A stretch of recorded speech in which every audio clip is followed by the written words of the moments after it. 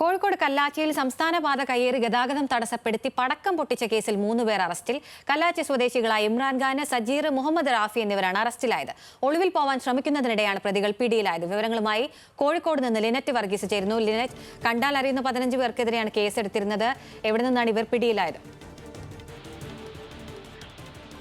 അഖില, കഴിഞ്ഞ ഞായറാഴ്ചയാണ് കോഴിക്കോട് കല്ലാച്ചിയിൽ സംസ്ഥാന പാത കയ്യേറി ഗതാഗതം തടസ്സപ്പെടുത്തി യുവാക്കൾ പടക്കം പൊട്ടിച്ചതും 2 പേർക്ക് പരിക്കേൽക്കുകയും അതോടൊപ്പം കാറിനുമൊക്കെ തന്നെ കേടുപാടുകൾ സംഭവിച്ച ഒരു സംഭവം ഉണ്ടായിരുന്നത്. ഇതേ തുടർന്ന് പോലീസ് കേസെടുത്തിരിക്കുന്നു. 15 പേർക്കെതിരെയായിരുന്നു കേസെടുത്തിരുന്നത്. കണ്ടാലറിയാവുന്ന 15 പേർക്കെതിരെയാണ് കേസെടുത്തിരിക്കുന്നത്. ഇപ്പോൾ ഈ കേസിൽ 3 പേരെയാണ് പോലീസ് അറസ്റ്റ് ചെയ്തിരിക്കുന്നത്. കല്ലാച്ചി സ്വദേശികളായ ഇമ്രാൻ, സജീൻ, മുഹമ്മദ് റാഫി എന്നിവരെയാണ് പോലീസ് അറസ്റ്റ് ചെയ്തിരിക്കുന്നത്.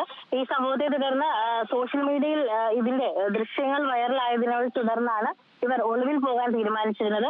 പക്ഷേ ഇവർ ഒളിവിൽ പോകുന്നതിന് തൊട്ടു മുൻപായി പോലീസ് ട്രേസ് ചെയ്ത് പിടികൂടുകയായിരുന്നു എന്നാണ് അറിയാൻ സാധിച്ചിരിക്കുന്നത്.